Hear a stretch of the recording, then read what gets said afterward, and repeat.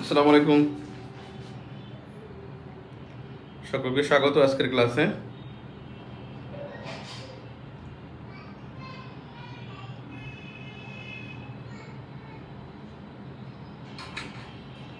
কালকের ক্লাসটা পরশু দিনের ক্লাস অবশ্যই করছেন, আশা করি বুঝতেও পারছেন। এখন বিষয় হলো পার্ট 2 তে আমরা কি দেখবো, যেমন ধরেন পরিব্রাজক। পরিব্রাজক আসলে কারা? পরিব্রাজক হলো ট্রাভেলার। আর টুরিস্টের মধ্যে পার্থক্য আছে। টুরিস্ট হলো আপনি ঘুরতে গেছেন একটা নির্দিষ্ট স্পটে, এটা হলো আপনি লক্ষ্য যে আপনি কক্সবাজার যাবেন ঘুরতে, এটা আপনি টুরিস্ট। আর আপনি যেহেতু ধরেন ঢাকা থেকে আপনি পঞ্চগড় যাচ্ছেন একটা কাজে, মাঝখানে আপনি যে কোনো জায়গায় থামলেন, সেটা হলো ট্রাভেলার। এই পরিব্রাজক ট্রাভেলার এটা প্রাচীন যুগে 3 জন আসছে বাংলায় আসছে 2 জন, 3 জন আসে ভারতে, আর বাংলায় 2 জন। প্রাচীন আমলে বাংলায় আসে 2 জন। তার মানে প্রথম যিনি আসছেন তিনি মেগাস্থেনিস গ্রিক, উনি একজন গ্রিক। মেগাস্থেনিস এই মেগাস্থেনিস বেসিক্যালি উনি ভারতে আসেন চন্দ্রগুপ্ত মৌর্যের সময়। এবং এই চন্দ্রগুপ্ত মৌর্য উনি কিন্তু আসলে মৌর্য বংশের প্রতিষ্ঠাতা। তার মানে মেগাস্থেনিস ভারতে আসছেন এবং উনি আসছেন চন্দ্রগুপ্ত মৌর্যের সময়, গুপ্ত অর্থাৎ মৌর্য যুগে আসছেন। এবং তিনি কিন্তু বাংলায় আসেন নাই। এবং তার একটা বিখ্যাত গ্রন্থ আছে ইন্ডিকা গ্রন্থ, ইন্ডিকা ইন্ডিকা গ্রন্থ, তার একটা বিখ্যাত গ্রন্থ ইন্ডিকা। এবং তিনি কিন্তু বেসিক্যালি উনি একজন ভূগোলবিদ, উনি কিন্তু মানে পর্যটক না, উনি একজন ভূগোলবিদ। তার মানে প্রথম বিষয়টা বুঝতে পারছেন, মেগাস্থেনিস উনি একজন গ্রিক, উনি বাংলায় আসেন নাই, ভারতে আসছেন, চন্দ্রগুপ্ত মৌর্যের সময় আসছেন। এবং তার একটা বিখ্যাত গ্রন্থ আছে ইন্ডিকা, এবং তিনি ভূগোলবিদ। বেসিক্যালি তিনি একজন ভূগোলবিদ। দ্বিতীয় যিনি আসছেন ভারতে, এবং ওনার নাম হচ্ছে মানে ফাহিয়ান, উনি একজন চীনা। এবং উনি প্রথম বাংলায় আসেন এবং তিনি আসছেন দ্বিতীয় চন্দ্রগুপ্তের সময়। এবং ইনি কিন্তু গুপ্ত যুগের, উনি কিন্তু বেসিক্যালি মৌর্য যুগের না। দ্বিতীয় চন্দ্রগুপ্ত, ওখানেও কিন্তু চন্দ্রগুপ্ত আছে, এখানেও চন্দ্রগুপ্ত আছে। উপরে চন্দ্রগুপ্ত মৌর্য বংশের, দ্বিতীয় যে চন্দ্রগুপ্ত তিনি হলেন গুপ্ত বংশের। এবং এই ফাহিয়ান তার একটা বিখ্যাত গ্রন্থ আছে, এবং সেই গ্রন্থটার নাম হলো ফো কুও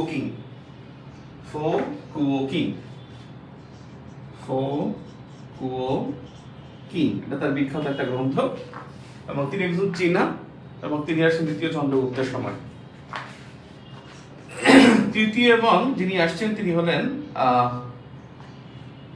বেসিক্যালি হিউয়েন সাং, এবং তিনিও একজন চীনা। এবং তিনি দ্বিতীয় হিসেবে বাংলায় আসেন, কিন্তু তিনি কিন্তু ভারতে আসার হিসেবে তৃতীয়। তিনি আসছেন এই হিউয়েন সাং, এবং তিনি আসছেন হর্ষবর্ধনের সময়ে। এবং হর্ষবর্ধন 7ম শতকে বাংলায় ছিল, 7ম শতকে হিউয়েন সাং ছিলেন। এই 3 জনের নাম সাধারণত ঘুরে ফিরে পরীক্ষায় আসে। আর এর মধ্যে আলোচনায় যিনি আছেন তিনি একজন মধ্যযুগের, এগুলা কিন্তু প্রাচীন যুগের 3 জন। আর মধ্যযুগ যদি বলি তাহলে মধ্যযুগে আরো 2 জন আসছেন, যেগুলো খুব বিখ্যাত। মধ্যযুগে আসছেন 2 জন পরিব্রাজক, তারা বিখ্যাত ছিলেন। এর মধ্যে মধ্যযুগে যে আসছেন তার মধ্যে একজন হলেন মা মা হুয়ান, আর একজন হলেন ইবনে বতুতা।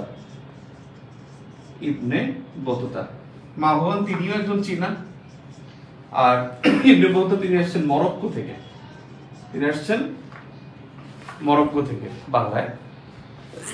সাধারণত ভারতে যিনি আসেন তার আসলে সেগুলো পরীক্ষায় আসে না, আসে হলো যারা বাংলায় আসছেন তারা।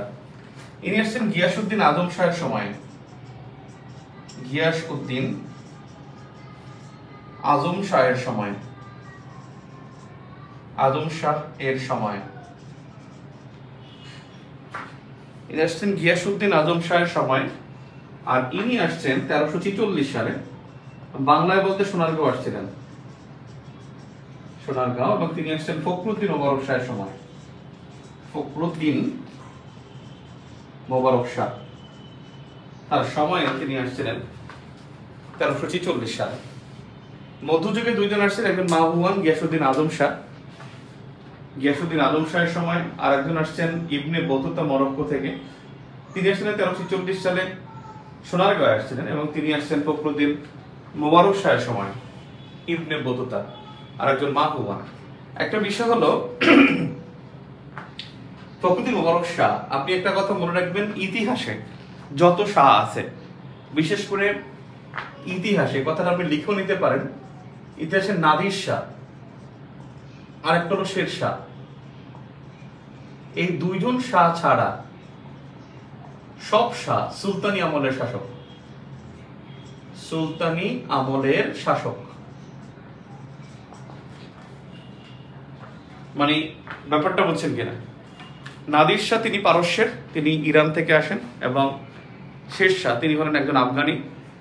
শের শাহ এবং নাদির শাহ ছাড়া যত শাহ ইতিহাসে পাবেন, বিশেষ করে আপনার বাংলার ইতিহাসে, সব শাহ সুলতানি আমলের শাসক। দ্যাট মিনস মধ্যযুগে এই দুজনই আসছেন সুলতানি আমলে।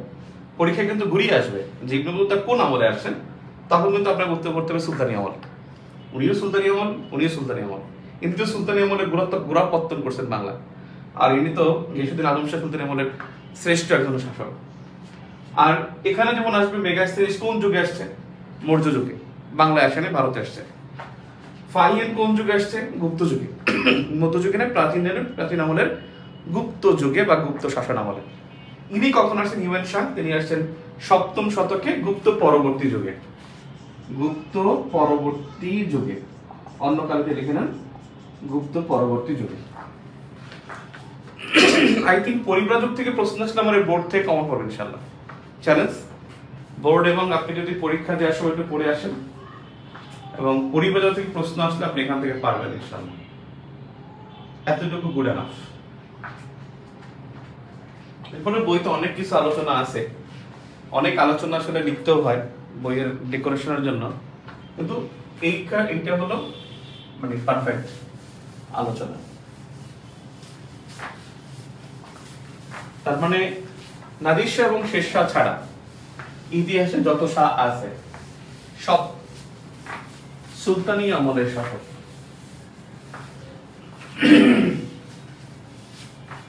সবই সুলতানি আমলের শাসক।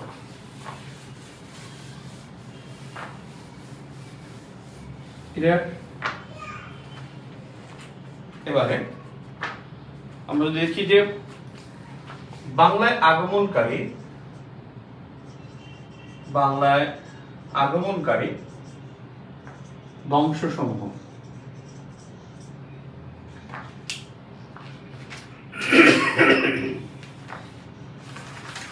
বাংলায় আগমনকারী বংশসমূহ। ম্যাপ ক্লাস 6-7 না? আচ্ছা দেখি, যাকে বলছি সে মনে হয় খেয়াল করে নাই।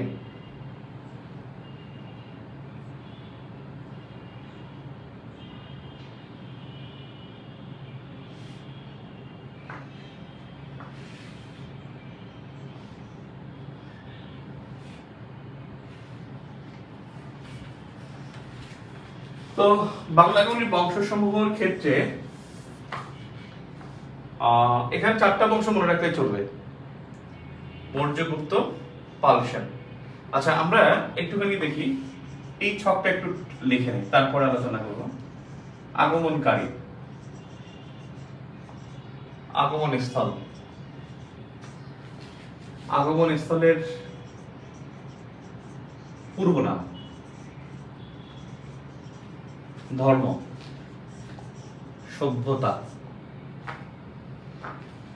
ক্লিয়ার? সভ্যতা, এই এই এই চারটা জিনিস লেখেন। আগমনকারী, আগমন স্থল, আগমন স্থলের পূর্ব নাম, ধর্ম, সভ্যতা। আগমনকারী, আগমন স্থল, আগমন স্থলের পূর্ব নাম, ধর্ম, সভ্যতা। ক্লিয়ার? মৌর্য, প্রথম আসছে মৌর্যরা। আগমনস্থল মহাস্থানগড়, মতে মৌর্য, মতে মহাস্থানগড়। এই মহাস্থানগড়ের পূর্ব নাম ছিল পুণ্ড্রনগর। এরা ধর্ম হিসেবে বৌদ্ধ, সভ্যতা বৌদ্ধ সভ্যতা অথবা মৌর্য সভ্যতা, মৌর্য সভ্যতা। তার মানে মহাস্থানগড় কোন সভ্যতা নিদর্শন? মৌর্য সভ্যতা বা বৌদ্ধ সভ্যতা। অর্থাৎ মৌর্যরা বৌদ্ধ ছিল, মৌর্যদের ধর্ম ছিল বৌদ্ধ, এবং মৌর্য সভ্যতা বা বৌদ্ধ সভ্যতার নিদর্শন ছিল মহাস্থানগড়। এরপরে মৌর্যদের পরে বাংলায় যারা আসছে তারা হলো গুপ্ত। গুপ্তরা মহাস্থানগড়ে এসছে, পুণ্ড্রনগর পূর্ব নাম। এদের ধর্ম ছিল হিন্দু, এবং এদের সভ্যতা উপরেরটাই, কারণ তারা মহাস্থানগড়ে আসছে, অন্য জায়গায় আসে নাই, অন্য জায়গায় তারা আসে নাই, এরা আসছে বেসিক্যালি মহাস্থানগড়ে। গুপ্তর পরে বাংলায় আসছে পালরা, পাতে পাল পাতে পাহাড়পুর, পাতে পাল পাতে পাহাড়পুর। এই পাহাড়পুরের পূর্ব নাম ছিল সোমপুর বিহার, সোমপুর বিহার, পূর্ব নাম ছিল সোমপুর বিহার। পালটা ছিল বৌদ্ধ, পালটা ছিল বৌদ্ধ। এখন একটা বিষয় হলো যে এই সোমপুর বিহার এটা কাদের, আসলে সোমপুর বিহার কাদের নিদর্শন, কোন সভ্যতার নিদর্শন? এখানে অবশ্যই যেটা বিষয় হলো সেটা হলো পাল, পাল সভ্যতার নিদর্শন, পাল সভ্যতার নিদর্শন। এবং বৌদ্ধ ছিল, তার মানে বৌদ্ধ বা পাল সভ্যতার নিদর্শন। এখানে হিন্দু সভ্যতা কেন হয়নি? কারণ এর আগেই এখানে গোড়াপত্তন করেছে বৌদ্ধরা মহাস্থানগড়ে। তাহলে মতে মৌর্য, মতে মহাস্থানগড়, এবং পথে পাল পথে পাহাড়পুর। এরপর আসছে সেনরা, সেনরা আসছে ময়নামতি। ময়নামতির পূর্ব নাম হলো রোহিতগিরি, রোহিতগিরি ময়নামতির পূর্ব নাম। এবং সেন রাজারা হিন্দু ছিল, এটা একেবারে স্পষ্ট, হিন্দু ছিল। কিন্তু এইটা কোন সভ্যতার নিদর্শন ছিল? পাল সভ্যতা, সরি, এটাও বৌদ্ধ সভ্যতার নিদর্শন ছিল। মানে প্রত্যেকটা স্থানীয় বৌদ্ধ সভ্যতার নিদর্শন। এখন আপনার মধ্যে একটা গিট্টু লাগতেছে, গিট্টু হলো যে এখানে ধর্ম হিন্দু, বৌদ্ধ সভ্যতা কেন? কারণ এটা আগেই গোড়াপত্তন করছে মৌর্যরা। আরেকটা গিট্টু আছে, সেটা হলো সেনরা হিন্দু, কিন্তু এটা বৌদ্ধ সভ্যতার নিদর্শন কেন? সেইটা কেন? সেটা হলো যে এই যে ময়নামতি, এই যে মহাস্থানগড়, অন্ধকারে একটু লেখে নেন, ছোট করে লিখে নেন, কচি করে। প্রতিষ্ঠাতা সম্রাট অশোক, সম্রাট অশোক, প্রতিষ্ঠাতা সম্রাট অশোক, প্রতিষ্ঠাতা সম্রাট অশোক। পাহাড়পুর কচি করে লিখে নেন, প্রতিষ্ঠাতা অন্যকালীতে, প্রতিষ্ঠাতা হলো ধর্মপাল, প্রতিষ্ঠাতা ধর্মপাল।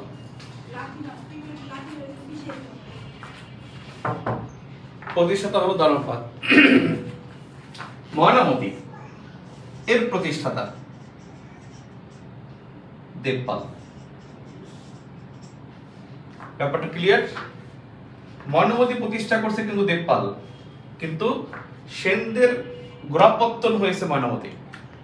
সেনরা আগমন করছে বাংলায়, সেনদের আগমন কিন্তু দাক্ষিণাত্যের কর্ণাটক থেকে, একেবারে কর্ণাটক, ভারতের কর্ণাটক থেকে বাংলা আগমন করছে, কিন্তু তারা বাংলায় ময়নামতিতে তাদের কি ছিল, গোড়াপত্তন করেছিল, তারা ওখান থেকে বসবাস করে। কিন্তু তাদের এই ময়নামতি প্রতিষ্ঠা করেছে কিনা, দেবপালরা, দেব রাজারা। এই দেবপাল, এই জন্য দেবপাল ছিল বৌদ্ধ, এই কারণে এটা বৌদ্ধ সভ্যতা নিদর্শন। পরীক্ষায় আসে ময়নামতি, পাহাড়পুর বা মহেস্থানগড় কোন সভ্যতা নিদর্শন, একেবারে চক্ষু বুঝে বৌদ্ধ সভ্যতা দেখাবেন। আসে পরীক্ষায় যে মহেস্থানগড়ে গোড়াপত্তন কে করেছে, মৌর্যরা। কে, কোন মৌর্য? সম্রাট অশোক মৌর্য বা সম্রাট অশোক। পাহাড়পুরে গোড়াপত্তন কে করেছে, ধর্মপাল, অষ্টম শতকে। অষ্টম শতকে ময়নামতি গোড়াপত্তন কি করেছে, দেবপাল। পরীক্ষা আসে দেব রাজাদের আদিবাস কোথায় ছিল, দেব রাজাদের আদিবাস ছিল ময়নামতি। এই জন্য আনন্দদেব, ভবদেব, গুরুদেব, যত দেব আছে, এই দেব রাজাদের আদিবাস, দেব রাজাদের আদিবাস ময়নামতি। দেব রাজাদের আদিবাস ময়নামতি। এখন একটা কমন সেন্স আপনাদের, দেখেন তো প্রাচীন আমলের নগর কয়টা, একটু উত্তর করেন। প্রাচীন আমলের নগর কয়টা, প্রাচীন আমলে নগর কয়টি, একটু উত্তর করেন দেখি। প্রাচীন আমলে নগর কয়টি? আমরা শাসন আমল পাইলাম 4টা, প্রাচীন রাজবংশ 4টা, মৌর্যগুপ্ত, পাল, সেন। তারপর প্রশ্ন হলো প্রাচীন আমলে নগর কয়টি? বন আমি বলছি যে 7টা। কেমন 7টা হলো? বনমি বলছে 7টা। এনিওয়ান সোফার? এমন কেউ আছি বলতে পারবো আরো? রানা ইসলাম বলছে 3টি। Thank you very much. 3টি, মহেস্থানগড়, পাহাড়পুর, ময়নামতি। এই জন্যই প্রশ্ন আসে প্রাচীনতম নগর কোনটা। এই যে মহেস্থানগড় বা পূর্ণনগর, পূর্ব নাম কি? মহেস্থানগড়ের পূর্ব নাম পূর্ণনগর, পাহাড়পুরের পূর্ব নাম সোমপুর বিহার, ময়নামতির পূর্ব নাম রোহিতগিরি। তার মানে প্রাচীন আমলের মধ্যে নবীনতম নগর কোনটা? ময়নামতি। প্রাচীনতম নগর কোনটা? মহেস্থানগড় অথবা পূর্ণনগর। সোমপুর বিহার, পাহাড়পুর এটা হলো দ্বিতীয় নগর। তৃতীয় বা শেষ নগর হলো ময়নামতি বা রোহিতগিরি। এখন দেখেন একটুখানি এখানে কিছু আলোচনা করা যাবে। সেটা হলো এই সোমপুর বিহার, এটা হলো প্রাচীন আমলের, প্রাচীন যুগের শ্রেষ্ঠতম স্থাপত্য, শ্রেষ্ঠতম স্থাপত্য। প্রাচীন আমল, অন্য কালে লিখতে হয়, একটু গ্যাপ রেখে লিখলে ভালো হয়। মানে আপনারা লেখার সময় শুধু ফাঁকা ফাঁকা করে লিখবেন, যাতে আমরা মাঝখানে কিছু লিখতে পারি। আর কিছু না বুঝলে ওখানে স্ক্রিনশট নিয়ে নেবেন। আমি যে লিখতেছি এখানে একটা স্ক্রিনশট নিলে আপনি খেয়াল করে রাখতে পারেন। প্রাচীন যুগের শ্রেষ্ঠতম স্থাপত্য কোনটা? সোমপুর বিহার। এটা এই উপমহাদেশের সবচেয়ে বড়, উপমহাদেশের বড় বিহার, বড় বিহার। বিহার, বিহার আসলে কি? আমাদের অনেকের কাছে একটা প্রশ্ন, হোয়াট ইজ বিহার? বিহার মানে বৌদ্ধদের শিক্ষা প্রতিষ্ঠান, বৌদ্ধদের শিক্ষা প্রতিষ্ঠান। বিহার মানে শিক্ষা প্রতিষ্ঠান। এখান থেকে তারা বিভিন্ন শিক্ষা, মানে আমাদের যেমন মক্তব আছে ঠিক ওদের তেমন বিহার আছে। তাহলে উপমহাদেশের সবচেয়ে বড় বিহার কোনটা? সোমপুর বিহার। প্রাচীন যুগে শ্রেষ্ঠতম স্থাপত্য কোনটা? সোমপুর বিহার। তৈরি করছে কি সোমপুর বিহার? ধর্মপাল। পাহাড়পুরের প্রতিষ্ঠাতা যে, সোমপুর বিহারের প্রতিষ্ঠাতা সে। কারণ পাহাড়পুর তো এখনকার নাম, পূর্ব নাম তো ছিল সোমপুর বিহার। প্রাচীন যুগের শ্রেষ্ঠতম স্থাপত্য সোমপুর বিহার, উপমহাদেশের সবচেয়ে বড় বিহার সোমপুর বিহার। একটা গিফটও কিন্তু আপনাদের লাগে, সেটা হলো লালবাগ কেল্লা নিয়ে। লালবাগ কেল্লা এটা কিন্তু একটা সমস্যা। লালবাগ কেল্লা, লালবাগ কেল্লা মনে রাখবেন, এটা হলো মুঘল যুগের, মুঘল যুগের বা মুঘল যুগের বা মধ্যযুগের বা মুঘল যুগের বা মধ্যযুগের, দেখা যায় মুঘল যুগের বা মধ্যযুগের বা ঢাকার শ্রেষ্ঠতম স্থাপত্য। এটা হচ্ছে লালবাগ কেল্লা। এই জন্য এইটার সাথে কিন্তু গিট্টু লাগে সোমপুর বিহারে। এরা প্রাচীন যুগের শ্রেষ্ঠতম স্থাপত্য, আর ঢাকার শ্রেষ্ঠতম স্থাপত্য, মধ্যযুগের শ্রেষ্ঠতম স্থাপত্য বা মুঘল যুগের শ্রেষ্ঠতম স্থাপত্য হলো লালবাগ কেল্লা। এই জন্য দুটোর মধ্যে যেন গিট্টু না লাগে। আরেকটা বিষয় আছে, পাহাড়পুর নিয়ে একটা সন্দেহ আছে। সন্দেহটা হলো যে পাহাড়পুর প্রতিষ্ঠা করছে ধর্মপাল, কিন্তু একটা বিষয় হলো এই পাহাড়পুরে গুপ্ত যুগের শিলালিপির সন্ধান পাওয়া গেছে, শিলালিপির সন্ধান। এই জন্য এটা নিয়ে একটা কনফিউশন তৈরি হয়েছে, দ্য বিগ কনফিউশন, যে আসলে গুপ্ত যুগের শিলালিপির সন্ধান পাওয়া গেছে পাহাড়পুরে। দ্যাট মিন্স পাহাড়পুরের প্রতিষ্ঠাতা হয়তোবা ধর্মপালের আগে অন্য কেউ ছিল, ধর্মপাল হয়তো এটাকে এক্সপ্যান্ড করছে বা এক্সপেনশন করছে। এইটা কিন্তু একটা বিষয়, প্রশ্ন আসতে পারে যে পাহাড়পুরে শিলালিপির সন্ধান পাওয়া গেছে কোন যুগের, সেটার উত্তর হবে কিন্তু গুপ্ত যুগের। আবার ময়নামতি সেনরা তৈরি করছে, এর প্রতিষ্ঠা কিন্তু দেবপাল। এই জন্য দেবরাজাদের আদিবাস কোনটাকে বলা হবে? ময়নামতি। I think clear. এই জায়গা থেকে প্রশ্ন আসে এবং অনেকবার আসছে, এবং আমি চ্যালেঞ্জ এখান থেকে এই লেকচারটা ফলো করলে আপনি এখান থেকে ক্লিয়ারলি উত্তর করতে পারবেন ইনশাআল্লাহ। এটা লেকচারটা ফলো করবেন, আর হলো আপনি ফাইনালি পরীক্ষা দেওয়ার সময় এখান থেকে একবার পড়বেন। বেসিক ভিউ আলহামদুলিল্লাহ চলে আসছে বাজারে, আজকে ফার্ম গেটে পাওয়া গেছে, নীলপুরে পাওয়া গেছে। আশা করি খুব শীঘ্রই কালকে ইনশাআল্লাহ নীলক্ষেতে পাওয়া যাবে, এবং ঢাকার বাইরেও কালকে অনেক জায়গায় চলে যাবে। পরশুদিন থেকে এটা একেবারে অ্যাভেলেবেল হবে ইনশাআল্লাহ। ঠিক আছে, আই থিঙ্ক বুঝতে পারছেন। না বুঝলে কোশ্চেন করতে পারেন। ঠিক আছে, প্রাচীন যুগের আমরা পরের টপিকে চলে যাই। থ্যাংক ইউ এম এস সালাম, মোহাম্মদ রোজিনা রোজি, হাইবুর রহমান গার্লিক, মাহাদি হাসান ফাইন, তারা উত্তর করছেন তিনটি। আমি এখন একটা কোশ্চেন করি, কোশ্চেনের উত্তর দেন। কোশ্চেন উত্তর দিলে কিন্তু আপনাদের মানে বুঝতে পারবো যে আসলে আপনারা বুঝতে পারছেন কিনা। ঠিক আছে, কোশ্চেনটা হলো যে রাজা ভবদেবের আদিবাস কোথায় ছিল? কমন সেন্স, রাজা ভবদেবের আদিবাস কোথায় ছিল? রাজা ভবদেবের আদিবাস কোথায় ছিল? কমন সেন্স, রাজা ভবদেবের আদিবাস কোথায় ছিল? দেখি কি আগে উত্তর করতে পারেন। ও বাচ্চাদের সাউন্ড আসে, আমি তো বুঝলাম এটা মনে হয় মনে হয় সাউন্ড প্রুফ মনে হয়, এখানে সাউন্ড চলে আসে। Mainamati, thank you garlic, thanks. Any chance of changing syllabus of 47 circular set? Syllabus change basically করলেও করতে পারে, কিন্তু সিলেবাসে এমন কিছু নাই যেটা চেঞ্জ করলে এর সাথে বেশি কিছু হবে বা এর সাথে এক্সেপশন কিছু হবে। সিলেবাস চেঞ্জ করলে এখান থেকেই মানে এই বিষয়গুলো থাকবে। সিলেবাস চেঞ্জ করলে খুব বেশি এদিক সেদিক হবে না, খুব বেশি এদিক হবে না, অথবা প্রথম অধ্যায় দ্বিতীয় অধ্যায়, দ্বিতীয় তৃতীয় অধ্যায় এরকমের যাবে।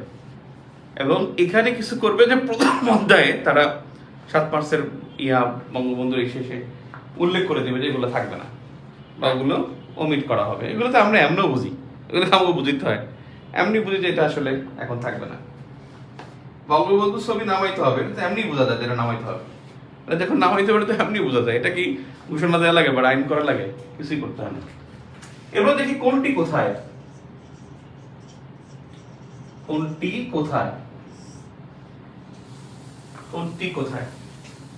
শর্টকাট কয়েকটা মেথড আছে, শর্টকাট মেথড আছে যেগুলো আসলেই শর্টকাট। যেমন এক নম্বর হলো আনন্দ সব, ময়নামতি কুমিল্লা, ময়নামতি কুমিল্লা। এখন মনে হয় কেমন কথা, এখন আনন্দ সিনেমা হল তো ফার্মগেট, আনন্দ সিনেমা হল তো আপনার পরীক্ষা আসবে না। আনন্দ সব ময়নামতি কুমিল্লা। আমি যদি বলি আনন্দ রাজার দিকে কোথায়? ময়নামতি কুমিল্লা। আনন্দ বিহার কোথায়? ময়নামতি কুমিল্লা। আনন্দ মঠ কোথায়? ময়নামতি কুমিল্লা। আনন্দ আশ্রম কোথায়? ময়নামতি কুমিল্লা।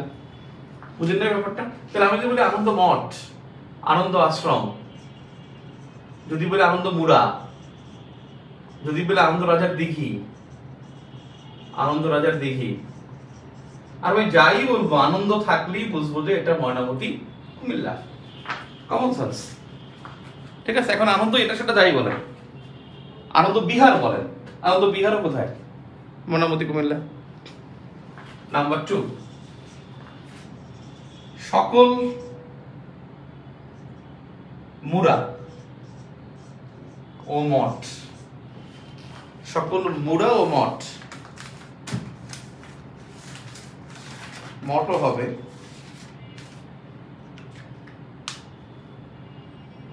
মুরা।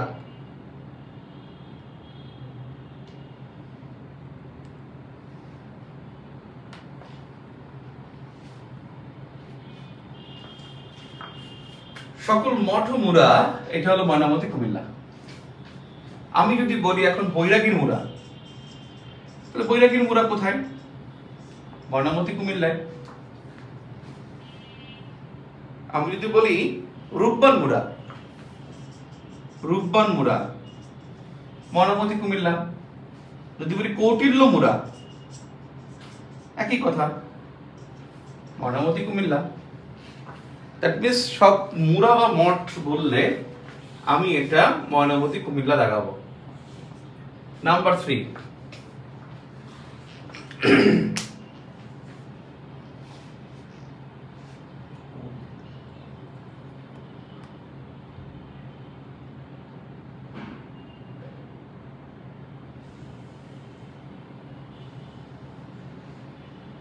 নাম্বার 3,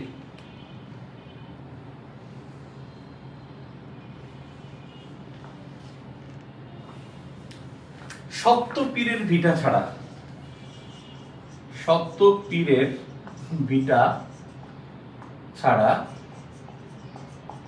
সব ভিটা মহেস্থানগড় বগুড়া,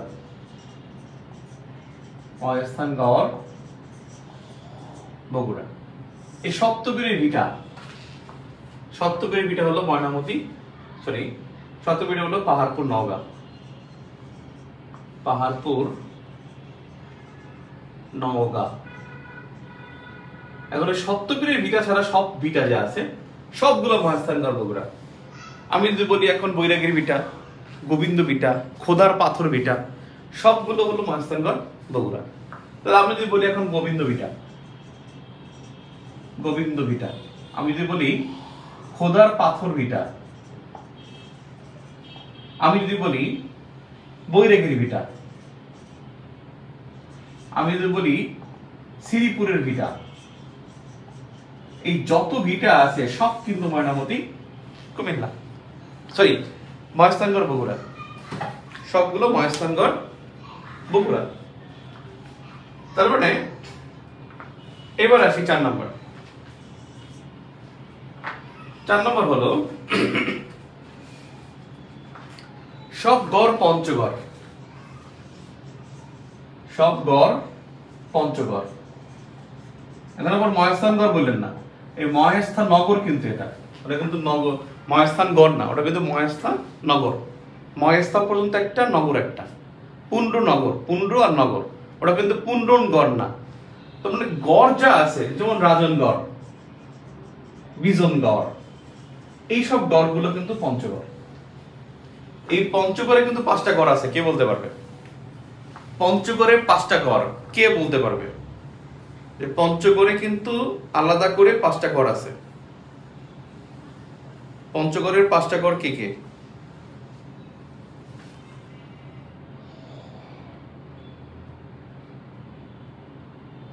কি জানি?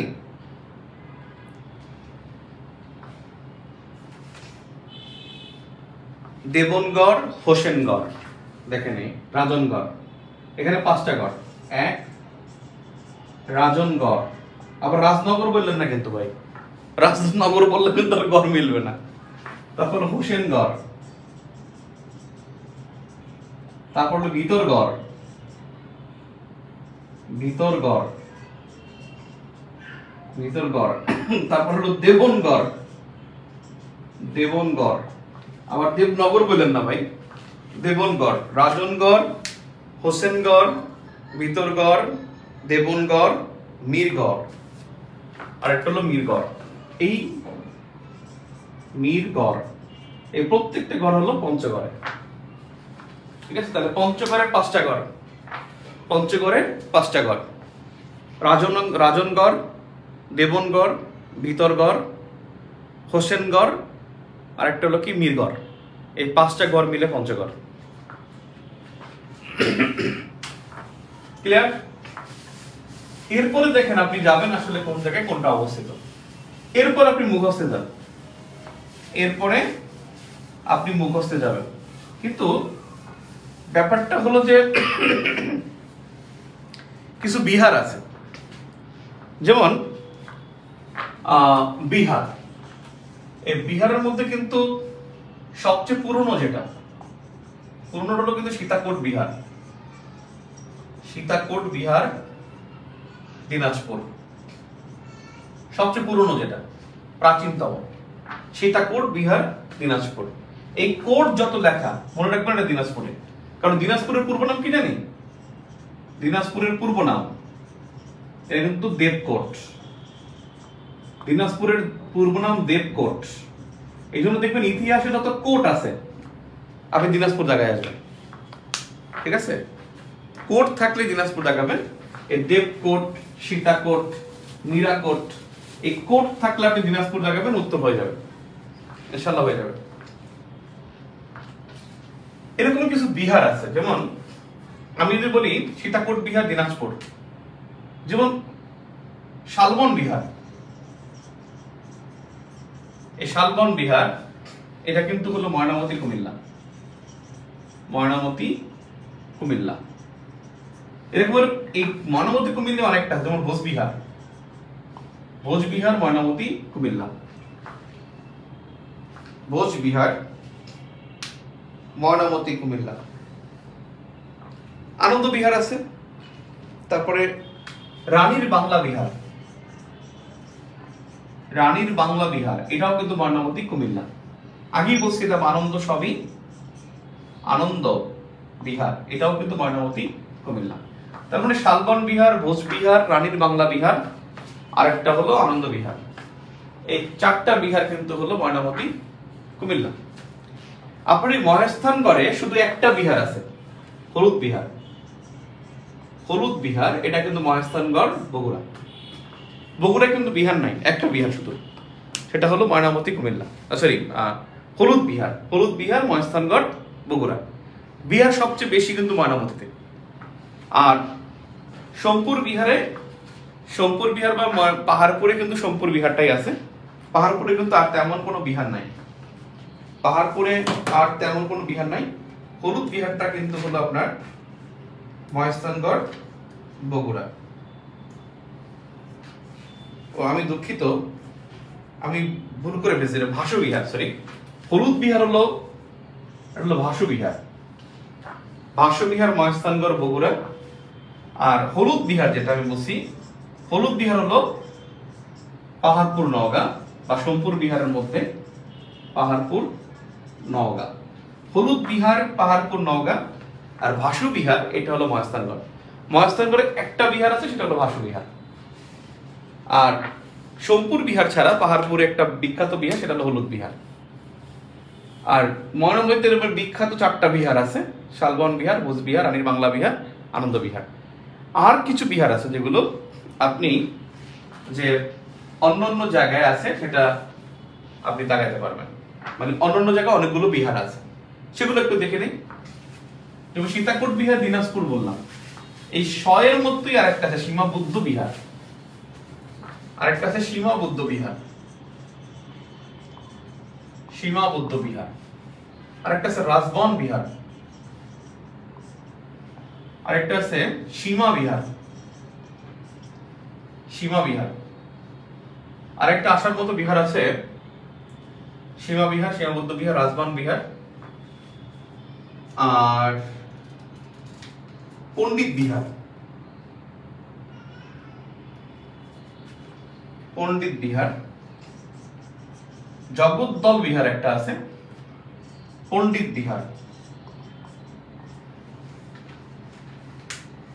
রাজবন বিহার, পণ্ডিত বিহার,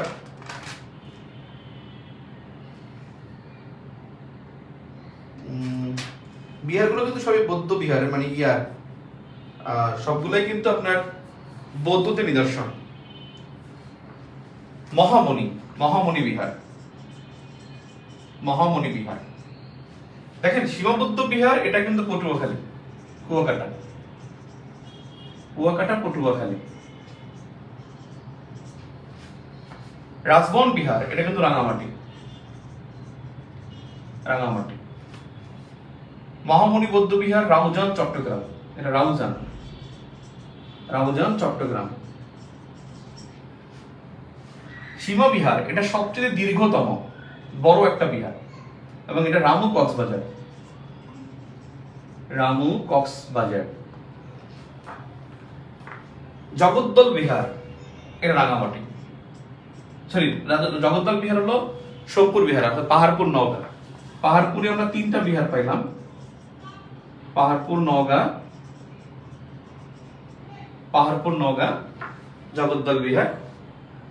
পাহাড়পুর নওগাঁ এটা হলো, তাহলে পাহাড়পুর নওগাঁ 3টা বিহার, একটা সোমপুর বিহার, হলুদ বিহার, জগদ্দল বিহার। পণ্ডিত বিহার এটা চট্টগ্রাম। পণ্ডিত বিহার যেটা চট্টগ্রাম, এখানে কিন্তু সিইউ চট্টগ্রাম বিশ্ববিদ্যালয়। এই পণ্ডিত বিহারই একসময় চট্টগ্রাম বিশ্ববিদ্যালয় হয়। রাজবন বিহার রাঙামাটি, এটা কাপ্তাই রাঙামাটি। ঠিক আছে, এই কয়েকটা হলো বিহার। এছাড়া যেগুলো আছে এগুলো আপনারা জাস্ট পরীক্ষার সময় পড়ে নেবেন। আপনাদের ইনশাল্লাহ শনিবার পরীক্ষা হবে, এর মধ্যে বই কালেক্ট করে নেবেন এবং প্রাচীন যুগের উপরে পরীক্ষা হবে ইনশাল্লাহ। শনিবার দিন 9টায় আপনাদের পরীক্ষা হবে, 9টায়, শনিবার 9টায় এই গ্রুপই পরীক্ষা হবে। জাস্ট আপনি ক্লিক করবেন, নেগেটিভ মার্কিং থাকবে, কিন্তু ভুল করলে 0.5 কাটা যাবে, আর হয়ে গেলে আপনি 1 নাম্বার পাবেন। সো প্রাচীন যুগের উপরে 20 নম্বরের পরীক্ষা হবে এবং এই 20 নম্বরের উপরে পরীক্ষা হলে সেটা আবার এক্সপ্লানেশন ক্লাস হবে, ব্যাখ্যা ক্লাস হবে। হয়তো শনিবার দিন হবে না, রবিবার বা অন্য একদিন। সাধারণত সোমবার আমি নিতে পারবো 8:30টায়, ওই জায়গাটা একটু স্লট ফাঁকা আছে। সোমবার 8:30টায় প্রশ্নের ব্যাখ্যা ক্লাস হবে ইনশাআল্লাহ। ঠিক আছে, আজকে এ পর্যন্তই। কোনো কোশ্চেন থাকলে করতে পারেন, আর কেউ ভর্তিতে চাইলে ভর্তিতে বলবেন। দ্রুত আগাই গেলে তখন একটু সমস্যা হয়ে যাবে। ঠিক আছে, এনি কোশ্চেন সো ফার? কারো কোনো কোশ্চেন আছে কিনা?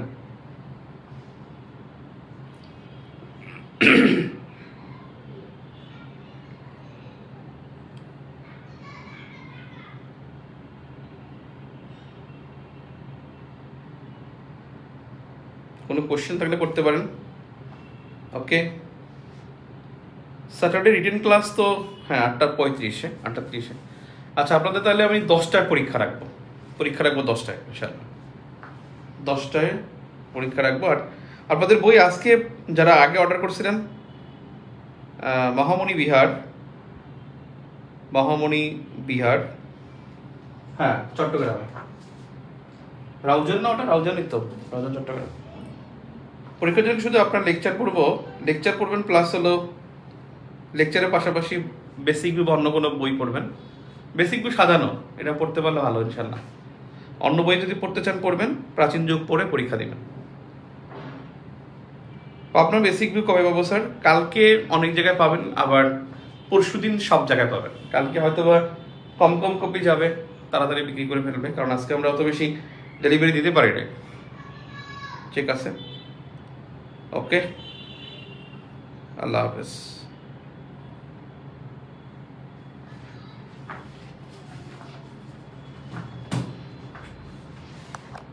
কালকে নীল খেতে পাবেন।